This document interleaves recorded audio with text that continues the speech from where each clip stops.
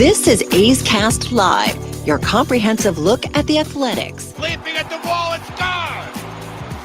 A towering drive into center field by Rooker. And 29 other MLB clubs. A Judgian blast. All rise. Here comes the judge. Swung on, hit high, hit deep to right, away back into the second deck. Bobby Witt Jr. becomes the first shortstop in Major League history to have two 30-30 seasons. Shohei Ohtani starts the 50-50 club. Join us as we take you inside the baseball universe, from humidors to walk-off dingers to Hall of Fame talk. We have you covered. Spend your afternoon with us, only on A's Cast Live. Here's Chris Townsend. And what a show we have for you today. If you're watching on YouTube, on Twitter, or listening on A's Cast, the A's Radio Network, 650 KSTE in Sacramento, or The Bowl in Las Vegas, HD2 95.5 KWNR. We're going to have Bobby Crosby to talk Rookie of the Year. I know it's a big award for him. We'll talk about coaching and this season with Bob. We love having him on. Mark Kotsay, the final Mark Kotsay show, will also be here at 5:45. And sadly, right now, our last GM show.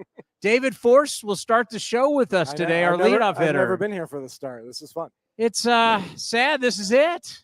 Well, for us, maybe not for you, but for us, it's sad. Yeah, I mean, that's how the season goes. You start in February, you go to spring training, and then, unfortunately, sometimes it ends in September. It is such a long time, and it's every single day. We focus so much on what happens here with the big league club. Yep. You have so many more responsibilities. Obviously, you have a draft. You have the whole minor league system. You had Midland in the playoffs. Now you have Vegas winning the PCL, and they're going to play tomorrow. The International League for the overall championship for AAA. So there's so much that you have to do throughout a season. What is it like when it all comes down to the very end for you? Well, I mean, there's a lot going on. The last month, I've had a few really good days. I had a couple good days in Midland, got to see those guys play. I got to go to Vegas for game one the other night. I got to go to Instructional League last week and meet with scouting, player development, see our new drafted guys. I've had some really good days in September. And then, ultimately you get to the end of the month and it's all about the big league team. And when you go into October not playing, it's all about, how do we move forward and what are the decisions that need to be made going into 2026? I remember when J.J. Cooper from Baseball America told us, all right, with all the rankings of the minor league systems and everything, you really know the top five and the bottom five. Everybody in between is like, you're kind of guessing. I'm glad that he said it that way. I think people put a lot of stock in those rankings and I maybe it's the top three and the bottom three. Ultimately everybody else is sort of in the middle, but continue. You're going to say something nice about our system. 13th and 15th. I don't think there's really much of a difference, right? You guys just got an A+ from Baseball America to end the season. What did that mean? What does that mean to you? Oh, I didn't see that. That's great. Yeah. I mean, look, we've had a lot of good things happen this year. And we can sort of say all we want that outside of a 21 game stretch, this has been a fantastic year out on this field, but that stretch happened and that's the reality of standings. But man, when you look up and down the system, from everything from obviously, Nick's performance up here to the guys performing through the system to Gage Jump and to the guys we traded for Braden Nett and Leo DeVries and on down to the guys who just came out of the draft, Evan Taylor and Gavin Turley. Man, there's a lot of good stuff going on. How many of these players do you think we may see, some of these kids we're reading about, we could see next year at the ballpark in West Sacramento? Look, if you had asked me 12 months ago if we were going to see Nick Kurtz on April 23rd, I probably would have thought you were crazy. So I've stopped answering that question. I have no idea. All these guys who are performing have a chance to be here. And you've seen through Nick, through Jacob, anything is possible. We could end up with a rotation next year of all the Gins and the Hoglins and the Perkins and all these guys. It's great to have those options with young players. And there's just something, the excitement. And I know for years, everybody's like, oh, they're going to hold the guys back. You're not afraid. No, those days are over, man. These guys are good. They come out of the draft ready to go. So sure, there are things they need to learn and they got to develop, but Kotz and his staff are pretty darn good at developing guys up here too. And you may see a teenager next year here by the name of Leo DeVries at 19 years old. That's always a possibility. I wish I could rule it out, Chris, but I cannot, man. What he did in the postseason, I mean, he missed a couple days early September, he had a little shoulder twinge, took a few days off, and since he came back from those missed games, he's hitting like 400 plus. He took off in the postseason. I mean, he obviously like appreciates the spotlight. He's been fun to watch. Is this your 28th year? No, I'm finishing my 26th year. So 26 years. Yeah. So just talk about the difference in maturity of the amateur player that you saw when you first got in this business to where we are now. Yeah, it's hard to compare. I mean, I will say, like, look, when I got here and we got to see the big three out on the field last week, like Huddy was already here and Mulder and Zito were about to come up. And they weren't that far out of the draft, but even Mark Mulder like had to spend a whole year in the minor leagues.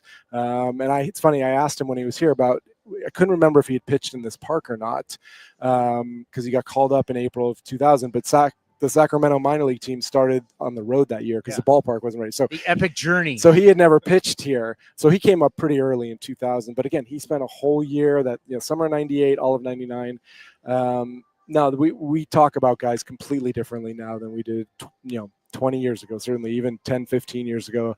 The understanding they have of their own game, of the data, all the metrics coming out of amateur baseball, like they're ready to hit the ground running. And what is the key in the offseason to keeping track of all these guys and making sure they're following what you want them to follow? Yeah, that's not easy. Brian Shulman and the medical staff do a great job of checking in with guys every week, every 2 weeks, making sure they know what they're doing. On the big league side, Emo is great at bugging guys, sending texts every day, keeping in touch, how much you throwing, how you feeling.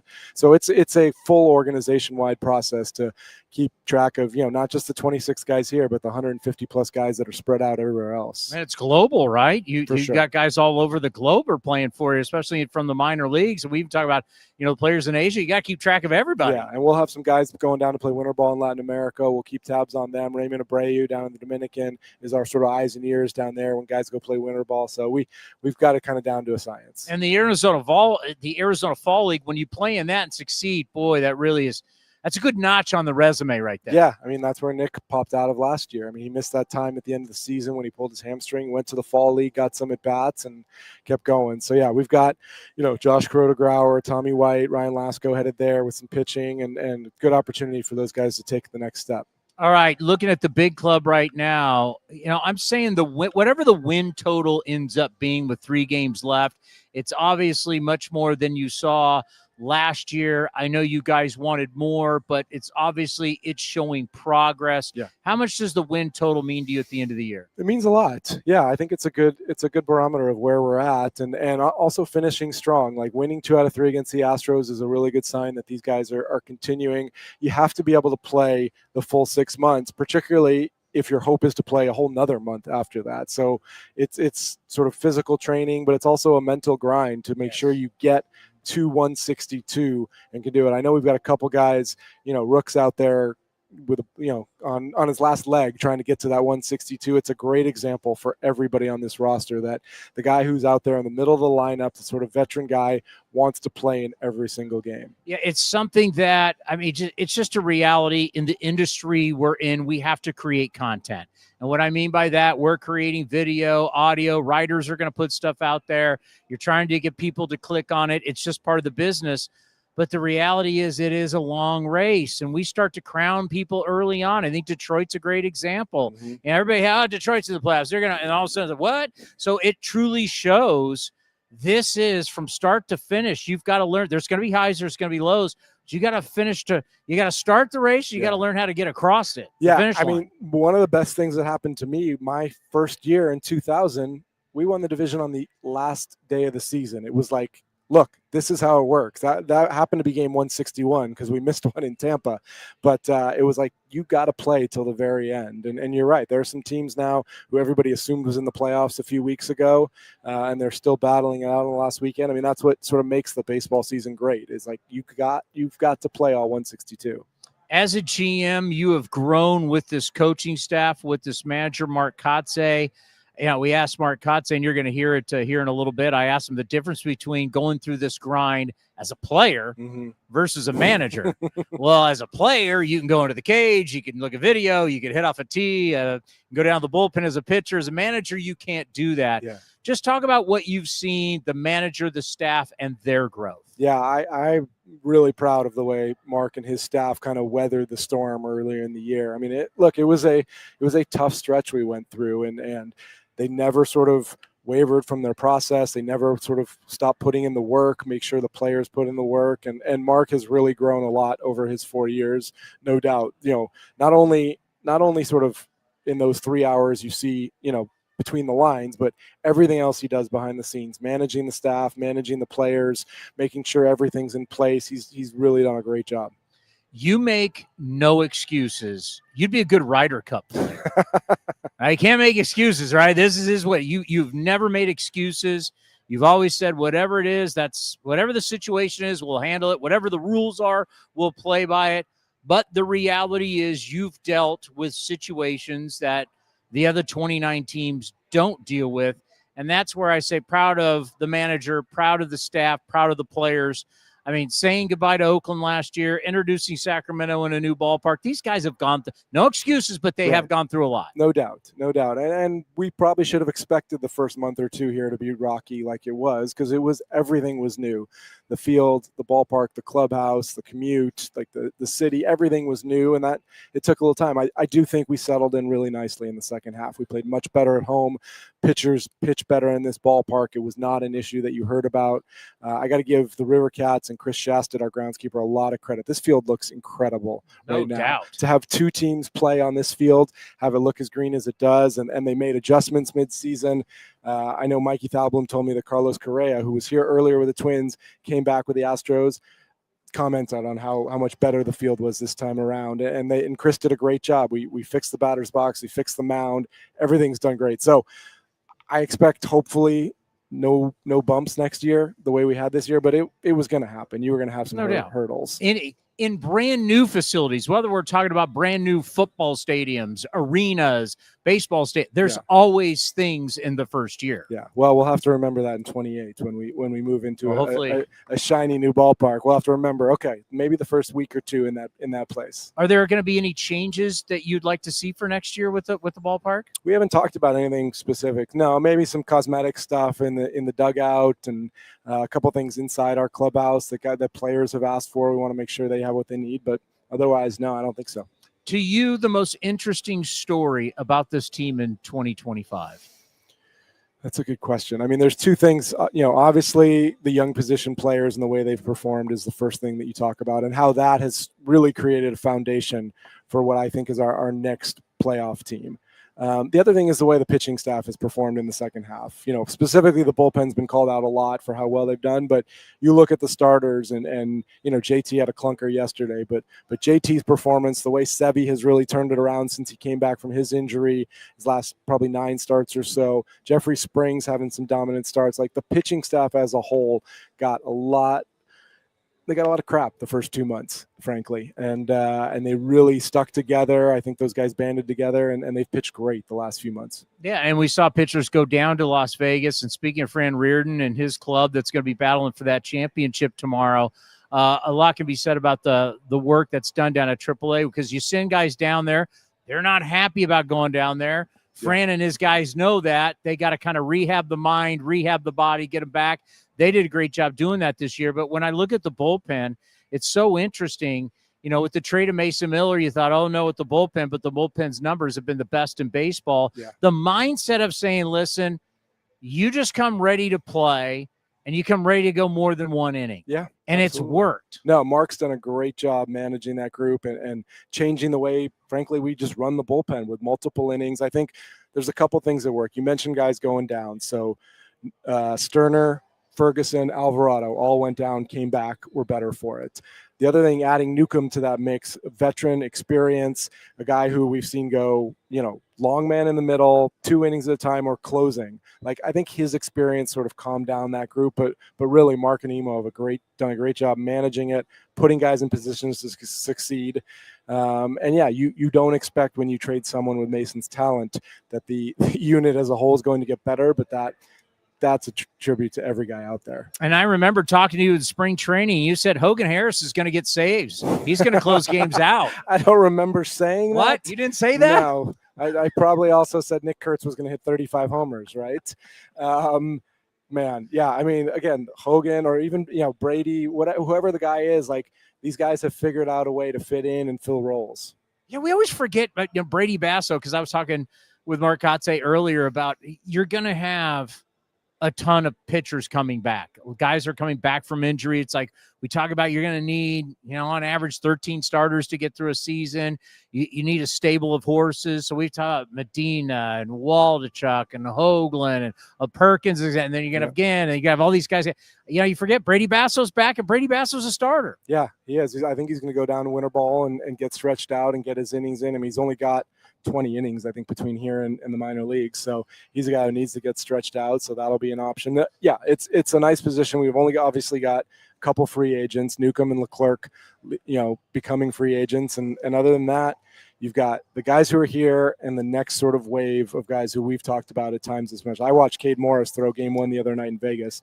He was nails. 7 really strong innings. I'm excited to see what he can do next year. The young kids from Kurtz to Wilson, you've watched them grow. It's something special. Just how excited are you as the general manager? Guys that you've drafted, you've developed, and they're just turning into like really special players and special young men. For sure. Yeah. Eric and his scouting staff, I saw them in instructional league last year, and I told them, man, without the group that they've drafted over the last, let's say 5 years, going back to Sodi, in 2020, and you've got Muncie here and Colby Thomas, so many of these guys that were up on our draft board, and our amateur scouting staff nailed it on so many occasions. It's fun to be able to write those guys in the lineup. Well, I can't thank you enough for everything that you do for us every single year. I mean, I don't think there's a general manager in baseball that does this much. I don't think there's a general manager that's as secure and honest as you are.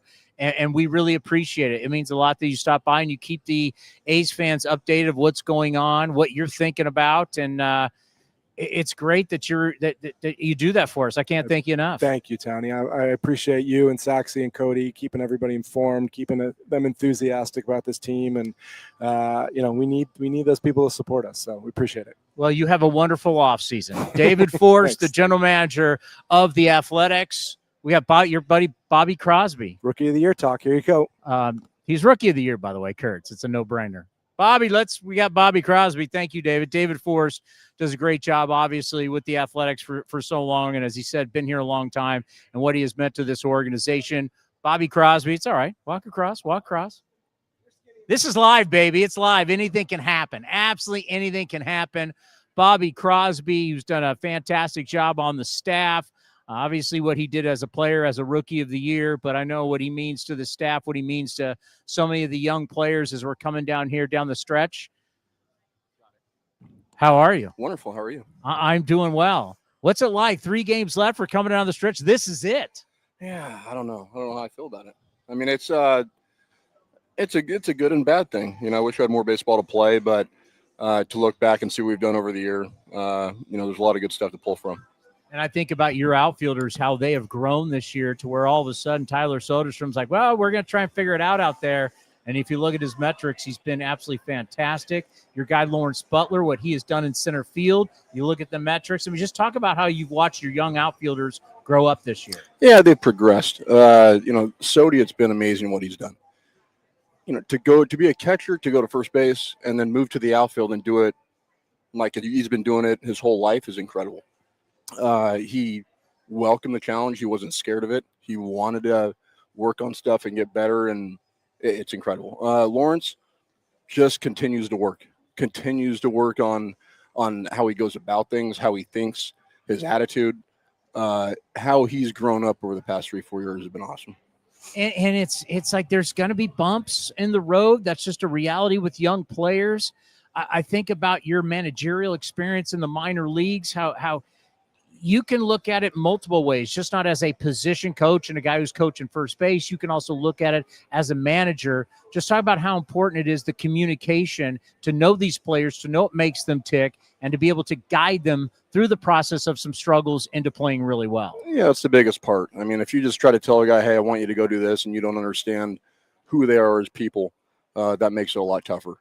For me, knowing Lawrence and knowing Tyler, knowing these guys, and knowing how I can talk to them and how I can reach them and make them better, that's our job. It's not just to tell them, hey, I want you to go do these drills in the outfield and go get them, bud. Yeah. Being able to talk to them in a way where they know you care and they understand, and the end goal is to make them better and make our team better, and to have them have full buy-in on that and do the steps in the processes. That's coaching. Have you just noticed, especially like All-Star break on, just how we saw the athleticism of this ball club, especially with your outfield, really start to shine through? Yeah. I mean, we have great athletes. We have great baseball players. That stretch that we had was tough, but the second half, it seemed like everybody just kind of relaxed a little bit. After we fought through that tough time and came out of it, you started to see that we're really, really good. I mean, our offense is doing what they're doing and really talented, but also our defense and them being able to feel free to go and make a play or make a mistake. We really stepped it up on all levels. When I think about Denzel Clark, you miss him because we keep seeing the highlights. You remember just how spectacular he was. I mean, how much are you looking to spring training and just letting that incredible athlete just be out there and roam? For me to work with him more and teach him more things how to do? Is that what you're saying? Well, you taught him how to jump. Of course, yeah, and scale a wall and all that stuff. Yeah, I mean, he's a pleasure to watch. You're going to see something amazing every week. Something you haven't seen before. So for him to get back healthy and take care of his body and get off to a good start will be great for us. When you look back at being Rookie of the Year, what did it mean to you then, and what does it mean to you now for your career that you won that? It's one of the great awards in baseball. Yeah, when I first won it, I thought it was really cool, but I was in the midst of playing, and I still had, a bunch of my career left to go. Once I was done playing, I appreciated it more, and now I start to appreciate it more and more as time goes on. I mean, it's something that, they can never take away from you. So no matter what, I'll always have that title, and it looks like we're going to have another one doing the same thing. Well, we had Andrew Bailey on. He's the last pitcher to get it. You're the last position player to get it for the Athletics. And he said the same thing. The more you're away from the game, it means more.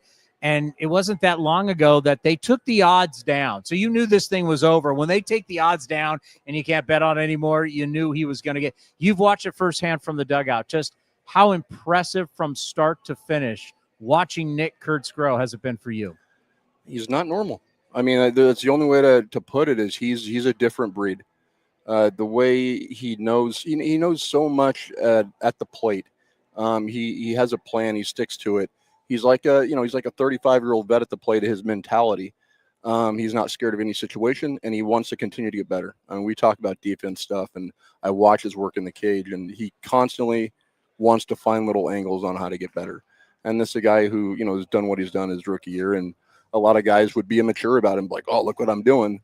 He's the opposite. He just like, okay, I got to find a way to get better. And he's going to be, this is going to be one little small award he wins compared to everything else. I mean, think about what you're saying, and he's just 22. I know we've said this a bazillion times. He was in classes last year at Wake Forest. It's just so hard to believe that a kid could be this ready for all of this young. Yeah, I have no idea how. I don't know if it's his parents, his coaches. Some people are just different, and he is truly different. I mean, he's such a great kid. He has ultra feel.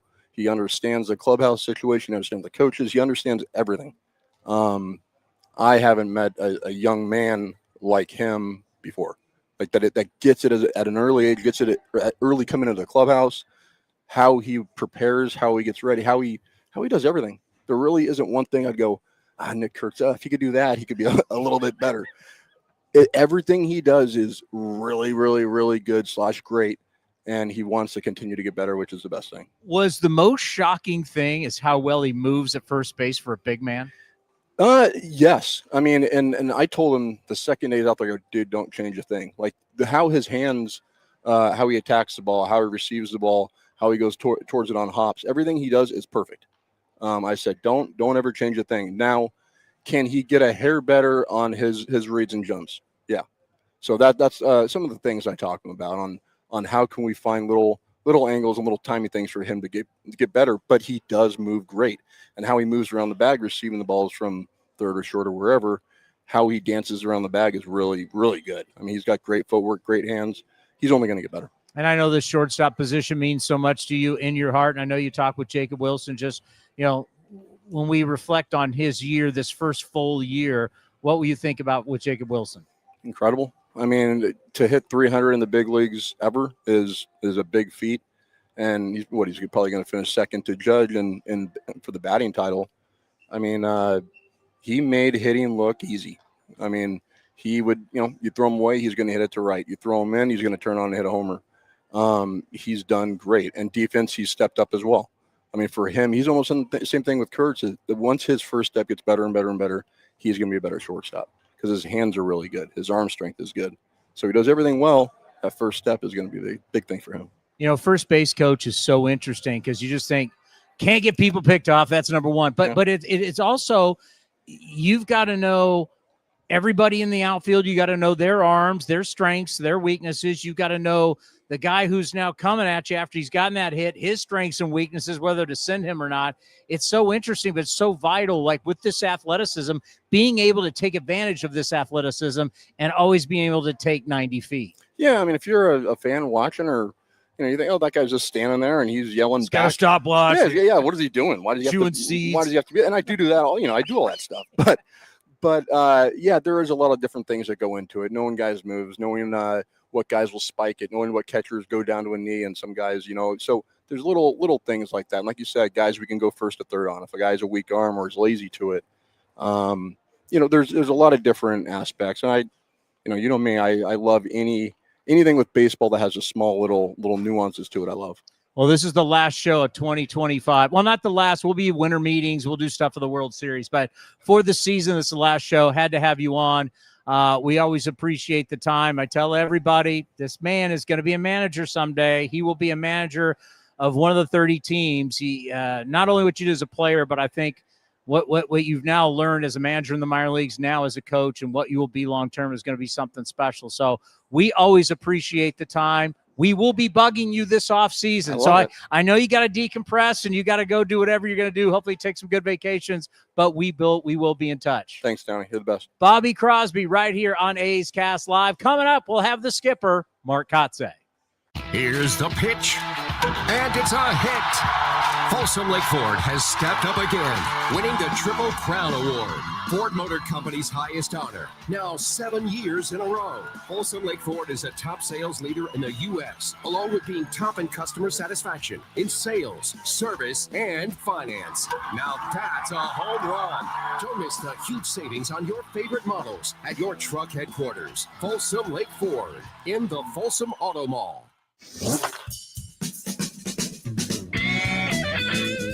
Shea Langoliers joined Chris Townsend on A's Cast Live in West Sacramento to talk about stepping up and becoming a leader for the A's.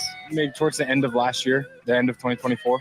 Yeah, it's something that just kind of happens. Like all of a sudden, guys start asking you stuff. You used to ask those questions. Now those questions are being asked to you, and it's kind of something that just gradually happens, and all of a sudden you're kind of a guy people look up to, and I really noticed that, and we understand when we have players in this situation and like where you are right now, and the younger guys come up and they start bringing up your name, I start realizing, okay, we're starting to see that transition. Tell us what that's like. It's got to be a pretty cool feeling. Yeah. It is kind of funny. Like you said, it's the questions I was asking when I first came up, and the questions that I'm getting from the younger guys now. And I'm not one to claim to know all the answers and have all the answers. Just be as honest as I can with them, what my experiences were, what I went through, what I thought helped me. And like I said before, everybody's different. Everybody's going to have, a different answer to what their question is. And I just, go off my experience and what I felt made me better, and then they adjust with that. You can watch the full interview at youtube.com/athletics or listen at athletics.com/AceCast.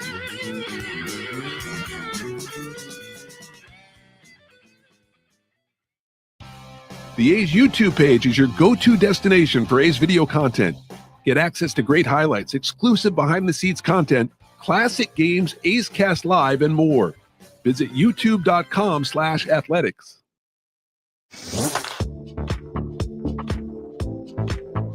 A's 2025 first-round pick Jamie Arnold talked about the feeling of getting drafted during his sit-down of Towny on A's Cast Live. Yeah, that's kind of when it all set in for me, because obviously leading up to the draft, you don't know where you're going to go. So, once I got the call and I knew I was going to be an A, like, it kind of all set in for me and it felt real. And, thinking about this team, it's such a young team, and, we're moving to Vegas. So I was super excited, and, I'm super happy to be here. You can watch the full interview at youtube.com/athletics or listen at athletics.com/AceCast.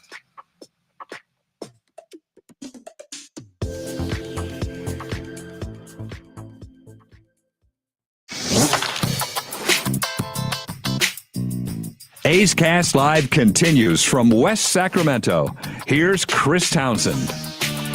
Shout out to former San Jose State second baseman Mike Carrick. As you know, Johnny, he was a second baseman. That's the guy I played ball with at San Jose State. Helped raise Tyler Soderstrom. He's somewhere on the field right now. And I tell everybody, where are you? And I go, just look for the lights down the left field line. So he is here. Yeah, he's been with Tyler Soderstrom since he was a little kid. The whole valley has watched Tyler Soderstrom grow up and now turning into a terrific player who I think is now going to go on a run where he's going to have a nice long career and make a lot of money.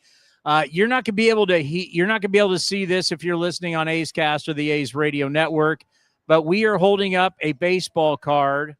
Fran Riordan. Wow, I'm older than Fran. There you go. There's a Fran Riordan card. I didn't realize I got his birthday on here. Resides in Buffalo, New York. Circle the wagons, baby. He's a Bills fan. Is he a season ticket holder? He probably is. Named the 25th manager in the history of the Las Vegas Aviators on November 8, 2018. And by the way, Fran Riordan won the PCL. And now Fran Riordan tomorrow, they take on the International League. It's one game for it all. It's game 7 in one game. The Jacksonville Jumbo Shrimp. Who? The Miami Marlins AAA affiliate. Who? JJ Bleday played there. Jacksonville, Florida. Oh, by the way, looking at it right now, tomorrow the game, 7:05 Pacific. It's in Vegas. Guess who's pitching for the Aviators? Gage Jump. Ken Waldichuk. Waldy. Biggest game he's going to pitch this year. Biggest game of the year. All right, against the Jacksonville Shrimp. Yep. Jumbo Shrimp. Well, there's a difference between shrimp and jumbo shrimp. I wouldn't know. If you eat shrimp cocktail. All right. By the way, thank you, Ray, for manning the cameras over there. We got everyone involved today. Last show of the year. Can't hold anything back. Last show of the year. By the way, I got all this to talk about, but first I think we need to thank you, first and foremost, Cody, for what you do. A lot of people don't see what you do. They don't understand that all the guests that come on the show are you. All the stuff that you put out on our Twitter account is you. I wish we had a rousing, like a Ryder Cup standing ovation for you here. But this is all we got is us. So another great year for you. Fantastic. Give you your kudos, because everybody always says it's me. It's not me. It's us and what we do. So I know not a lot of people are not going to reach out and go, God, what a year Cody had. But you had another phenomenal year.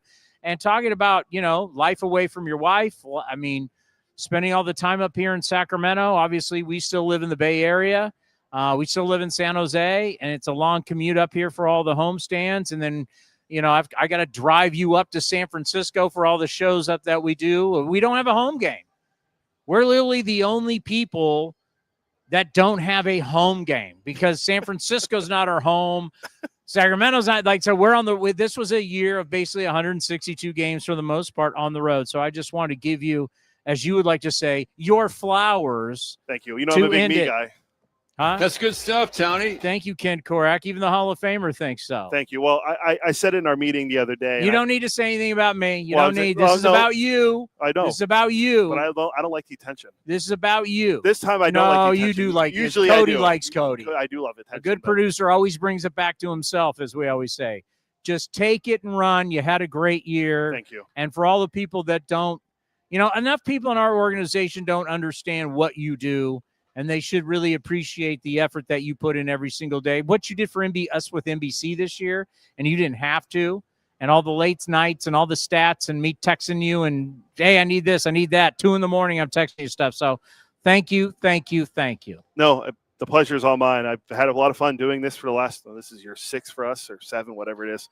And this was fun. A lot of travel back and forth, a lot of work we put into not just A's Cast Live, but A's Cast on NBC Sports California, working with Sax and Shooty and the various, Carlos. So working with everyone at NBC, Bernstein, and all the producers, I really appreciate it. I had a lot of fun. And being up here, what's crazy, the season's already over. Well, we need to thank everybody from NBC, too, because they house us when that's not easy. Yeah. Right? Like all of a sudden, it's almost like you're going on a date with somebody, and then you got to take her friend, or if it's a guy, you got to take his friend. Yes. We're like, A's Cast Live is the third wheel. Yeah. So they got to find a place for us. So thank you, everybody at NBC, for making sure that we're able to have facilities there. Steve is wonderful. I mean, what he has done for us over the years. We can't say enough for everybody at NBC, just making sure they've got a spot for us to work. Yeah, and our boss Delaire for setting all this up here at the ballpark. And Delaire getting the lights, getting the set. Yeah. And Delaire has been instrumental on getting us, so many different things that we need. I mean, this look, Delaire designed it and got it, and what Delaire allows us to do and allows us to do a great show. And we can't thank Delaire enough. The PR staff, we can't thank enough. They provided players for us constantly. Mark Ling and his crew. Well, we'd be remiss not Olivia and Greg, they were able to do. And Bella. We were remiss to not thank Kyle and Michael for doing everything they've done for us this year. Michael just goes against Johnny Pens. What did but Kyle do? He takes notes for me. And he cuts videos. Michael goes against Pens for Johnny. So and Davis, nonetheless. That has nothing to do with us. But so let's and Ray for being Ray. Okay, you have to go get pens for Johnny Dasco in Davis, California. Yeah, he needs a specific pen. The Pilot 1.0 black pen. Why can't Johnny get his own pens? Bro, I don't have time, bro. Bro, I don't know. Bro, I got to study the Royals lineup, bro. He has become such a diva. He has you go get his pens. Yeah. Texted me as I was leaving the hotel to come here. And the hotel West Sac, mind you. So he has a car too. Why can't he go to Davis and get his own pens? Bro, I don't know what exactly they are. Bro, I don't know where keys are, bro. He can't take a picture and go to Staples or like isn't there Staples in Sacramento? He can't go to his own Staples? I don't know, but this is the second time he's made me. And in from Nate the Great, he says he made me and Ryan get him golf balls too. So we're just breaking everything down. Have I made anybody here. buy me anything? Michael had to pick you up one day. That's right. When I lost my keys at the hotel. We're on the phone for 20 minutes trying to figure out where you are. I knew the keys were in the hotel because my car was parked outside. So the car was still there. So the keys are somewhere. So after one of these long nights, I go in there and because, the lounge level, and I go in and I just get something to drink, and I must have put my keys down. And then next, I can't find my car keys. Well, see, Michael hasn't really done anything for us for the show. He does everything picking you up and picking Johnny up things. No, he's out buying Johnny pens. I didn't realize. I mean, Johnny's got some explaining to do. My 7th inning hit today is going to be about Johnny's pens. Oh, really? Johnny, need me to get you anything? You need coffee? You need me to clean you want to wash your car? What do you need? Water too. One last person I guess we need to thank. I mean, he doesn't really do much for us. Is Nate in the studio? You can't hear him, so don't talk, Nate. We're not putting you on the air. I run this show here. Do you think Karate Kid? I thanked Ray already. No one sees Ray, though. Got Kyle, got Michael, got the Karate Kid. Who else do we need? We need to thank Mark Kotsay. We need to thank David Forst for I mean, obviously what they do with all the content that they bring us. I mean, let me tell you something. Emo. We get what we get from our coaching staff is more than anybody else in baseball. Yeah. Like I totally agree. It's like the people, like the NBC people have now really noticed like how God, you get players and so we're very thankful for all of that. Yeah, Emo was texting me this morning, wanted stats to bring up to the pitchers in their end of the season meeting. Catherine Aker. Catherine, yeah. Are we forgetting anyone else? Raider Vito, Vittorio DiBartolo, and his Raider staff, Vito, the marketing team. Amelia Schimmel, who has helped us with some videos this year. Amelia's done a great job for us. Trying to think if there's anyone forgetting. If we forgot you, we're sorry, but we can only fit so many people in. We can fit everybody. Like we can fit anybody you want. We're like Jim Harbaugh once said, we're the 49ers. We can do whatever we want. Do we thank Johnny for doing hot takes with us, or Johnny, yeah. Chris Carey, yeah. Ken Korak actually showed up, and his hot take hit the day after. But he so much credit for it. The fact that Ken Korak even showed up for hot takes was like a career moment. Oh, he won't live it. He talked about it all night at Sax's house with the hot take and how much fun he had, and now he's going to do it every Dallas Tuesday. Braden stopped by. Yeah, Jenny stopped by. Shooty, where he said Shooty Sachs. The great Shooty Babbitt and Steve Sachs. They really helped out. Tony Kemp. When I was sick and I had that infection, they really, really helped out. Tony Kemp. I think we got everyone. We got to get to Kotsay too, so I'm trying to make sure we get on time for our partners. All right, what time do we have to get to Kotsay? Now. It says 5:45. Yeah, 5:40. We went 16 and a half minutes with them. Oh. Our last month, sad. I like talking to Kotsay. I mean, he's the skipper. He's the leader. He's the guy that's going to lead us through all this into Vegas, and he means a lot. And I've known Mark Kotsay for a long time. Mark Kotsay is a great man, and I'm very fortunate to get to speak to him every single week. Here is the last Mark Kotsay show of 2025. Ford, it's sad. This is the last Mark Kotsay show of 2025. We're going to miss you. Well, Folsom Lake Ford, thank you. Thank you for providing the Bronco that I drove less than 2,000 miles in 6 months in, and yet it was a joy to drive. If you haven't driven a Bronco, I highly recommend going out test driving one at Folsom Lake Ford. It's a good look. There's no bringing the Bronco back was a good idea, and it is a good look. It is a good look.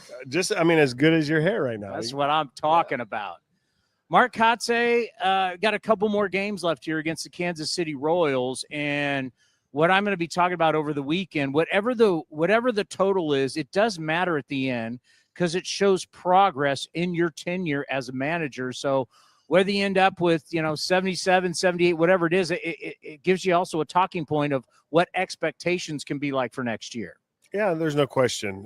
We've made improvements. We went through a tough stretch. We learned from that tough stretch, and the goal next year is obviously to be better, and it has been every year. I think our tough year transitioning was 23, the low point, and we've come a long way from that year and shown a lot of maturity, and obviously we have a lot of talent that's different on this roster right now. Yeah, when you talk about talent, you have to be super excited, especially about the guy who's going to be on the mound making his last appearance of the year, Luis Morales, on Saturday. This kid has shown you something special. We've talked about needing that special guy in your rotation. What do you see, and do you think he can be that guy? Yeah, I think that he has all the attributes to be a frontline starter for sure. I mean, the fastball sits at 97. Or 96 to 99, and he's young. He's going to continue to get stronger, and I think continue to work on really honing his delivery, making it repeatable, and not just for Luis Morales. And I know we're going to see him one more time, but there's a lot of guys. Jack Perkins, who came up. Now he's on the IL. Would have been great to see him finish the year. Jacob Lopez. Another, guy that really had a lot of success that's on the IL. And then you look at the job that the two veteran guys did, the guys that we went out and acquired. I think in Sevy's last 9 games, the team went 7-2. He was 6-0. Jeffrey Springs won a career high 11 games, pitched 171 innings. Huge. There's right. How about if I would have told you in Mesa that you're going to get that many, because I don't count the the openers. Those he should get credit. 32 starts. Yeah, really, 32. yeah. If I would have told you 32 starts in spring training, what would you have said? You know, I would have said, "Wow, it's going to be a lot," and I'm hopeful he can get there and get through it. You know, he did. I thought that if you look back at that trade, you really have to compliment David Forst and the group for going out and getting a guy that they had confidence in making that many starts, pitching this many innings, and providing our team with some obviously quality starts, and then throw in Jacob Lopez in that deal, and I think we did okay. Oh, no doubt about it. And I think you have to be excited going to spring training because you've got, I keep saying, a whole stable like horses of starting pitchers that are going to be available. I mean, Hoagland's going to come back. You're going to have Luis Medina, Waldachuk, just on and on and on, guys that you're going to have you're going to have choices. I think you pretty much have an idea about your 5 or 6, but you're going to have like over 10 guys you're looking at spring training next year. Well, we all know, I mean, depth is important. And, we want to have depth, 162 games. You're reading the articles now about what a grind this season is. You're hearing MLB talk about the ebbs and flows of a year and the highs and lows of, the emotion of, it's a roller coaster, and you want that roller coaster to be as flat as possible. I could ride those ones. I can't ride the ones that, are in, they have the big drops and the loops. The big down and then the loop to loop and make you want to throw up. Definitely going to throw up on those for sure. And it's going to take it some time, I think I did the Disneyland one once, California Adventure, California Screaming. California Screaming. Yeah, I got off there and had to sit like on the bench for a while. And then your kids go, "I want to go again." You're like, "Wait, yeah, no. That's a negative. That's kind of a season right there, Yeah. And then you got some young kids like Gage Jump and guys that are coming up. So there's going to be a lot of pitching, and that's fantastic. As a manager, when you talk about the grind, now that you've done it for 4 seasons, what's the difference as a manager versus a player when you talk about that grind? I can describe this one really well. I thought about it last night. As a player, you're given every opportunity on a daily basis to impact the game, and you're also very focused on the individual as yourself in your performance. As a manager, when you lose that 82nd game like we did in Pittsburgh, that it's attached to you and that there's another season of losing. And it's hard. You wear it. And, as a player, the wins and losses matter, but the performance of an individual kind of stands out for yourself. Right. And there's no way to say it any differently. Like, I wear every loss and I wear all the failure of each individual, because if all 25 of the 26 are doing well, but that 26 guy isn't, that's what you go home and think about at night. And, that's the job. But the job is also to focus on the positives, to stay positive, and know that that where we're at right now, we're ahead of where we were last year, and we can continue to build this thing and get to where we want to be with the talent that we have in the room now. Yeah, it's not like back in the day you go hit off a tee or grind in a cage or look at film and fix yourself. It's just not that easy as a manager and the leader of the franchise. Let's get in some positives, because there are some huge positives. When we think of Nick Kurtz, I don't want the Nick Kurtz show to end. It's like that movie, you want to keep on going. Just talk all around what you've learned about him, how good he is, and how good do you think he can be? Well, he's really humble. And that's the first thing that stands out for me. He's just a kind young man that's quietly become a leader. He's obviously outperformed any level of expectation that we had. He's got 3 games left to continue to add on to an already, to me, pretty historic rookie season. So I'm privileged to be able to have an opportunity to manage him and be a part of this success. Yeah, it's been he's going to be Rookie of the Year, another Rookie of the Year. A lot of rookie years in this franchise's history, and definitely one of the best rookie years of all time. Jacob Wilson finishing strong here at shortstop. What do you think first full season for Jacob? Obviously started the All-Star game. Yeah, I mean, another kid that you can say very similar things about. He might not have the power, but the bat the ball skills are what separate him. And I've been so impressed with his maturity this season. A lot of guys, and what I was worried about in the course of a season, you're going to hit the wall, you're going to lose weight, you're going to get less physical.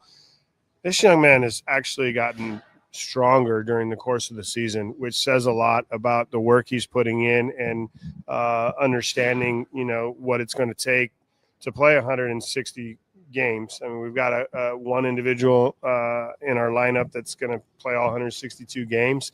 The goal is to get 4 or 5 of those guys obviously built up to withstand that type of season and that type of rigor. I mean, for Rook, it's, he gets the DH spot.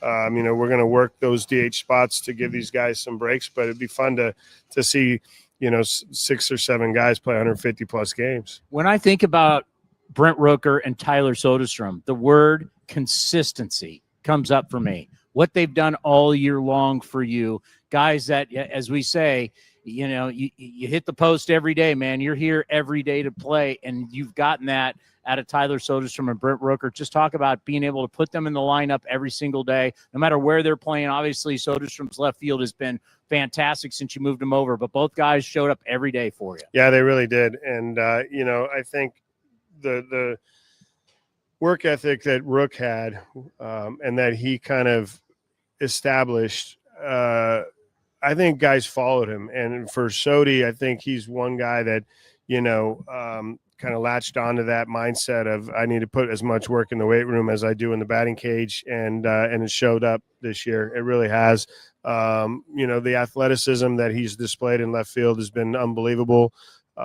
His play in left field has been Gold Glove caliber. And we, as coaches, get that ballot that shows, the ranking system and how they gauge defensive runs saved and things. And, I wasn't shocked, but I was, really happily surprised that Tyler was like second on their formula. And that says a lot about, what he's done this year. I get people who call me all the time after the game's up, move him to third. And at one point I thought about that, but he's gotten to be so comfortable, especially the last interview where he says, I like playing left field. Like I'm at a point to where I see a 10-plus year run for Tyler Soderstrom, play left field, put him in the lineup every day, and let's go. Yeah, I mean, the rigors and the demands at third base, if you haven't been over there, it's a challenge. There's no question about it. It's its own beast at third base.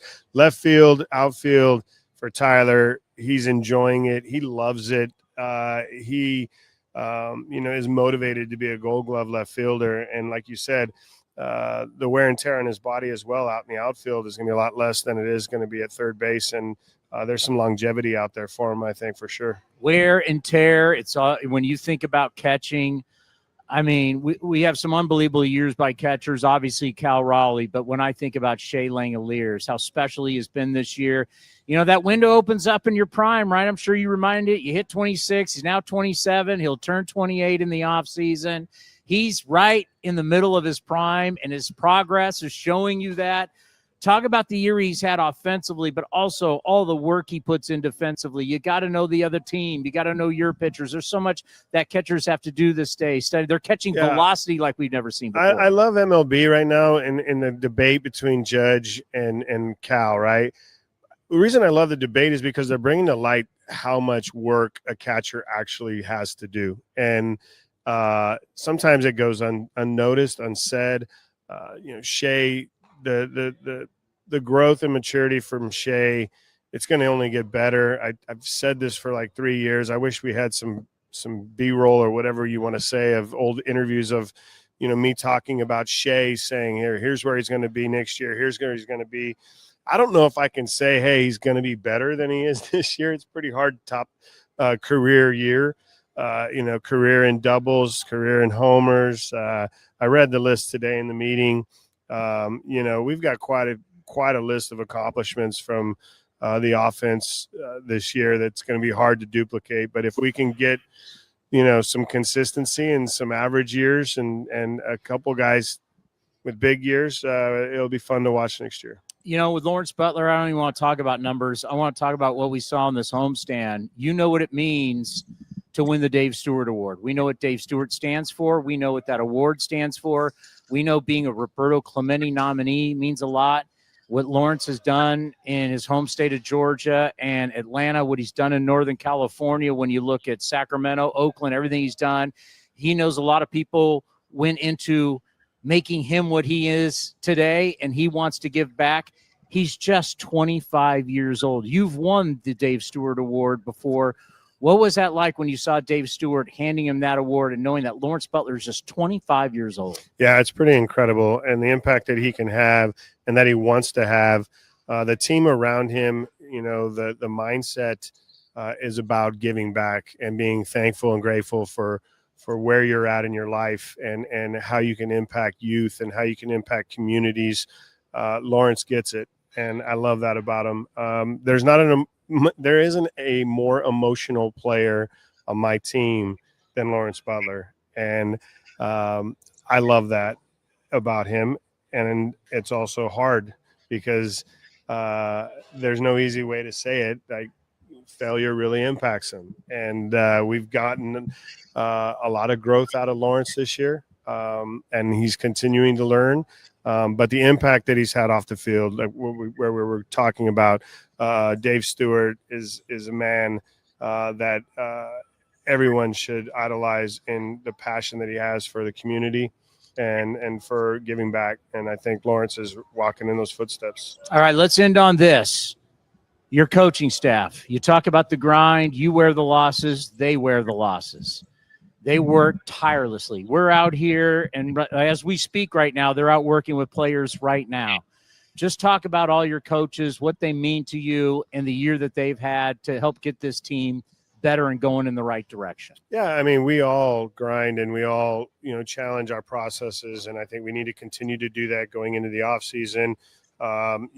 This group, they deserve that, and the mentality has always been that we need to teach, and I think we're going to continue to do that. The result of the teaching comes from, the players and their progress, and I think we've seen a lot of guys on this roster progress in the right direction. Another great year. Thank you for everything that you do for us. Thanks. The Mark Kotsay Show brought to you by Folsom Lake Ford. Should we call you all off season and check in on you and see how you are? You can bug me as much as you want. At least the winter meetings. We'll see you at the winter meetings in Orlando. That's right. Yeah, I don't think I can get out of those. The great Mark Kotsay right here on A's Cast Live. All right, we're going to send it up to Johnny and the Hall of Famer Ken Korak, but we just want to thank all of you, the fans, whether you listen on A's Cast or the A's Radio Network or on Twitter, or you're watching on Twitter or your YouTube. Thank you so much for your support all year long. I can't tell you how much it means to me. It means the world. Thank you for the 2025 season. We'll see everybody at the winter meetings in Orlando. And don't forget, we'll have World Series coverage for you also coming up here. Enjoy. Thank you for everything, everybody. Here is Johnny D and Ken Korak. Or did you cut us off? No. Oh.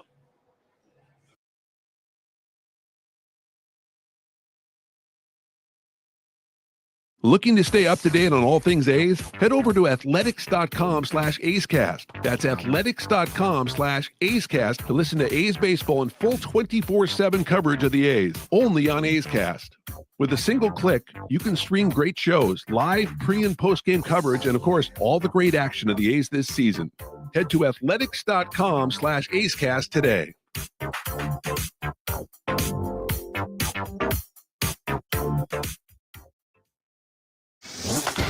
This has been a presentation of The Athletics.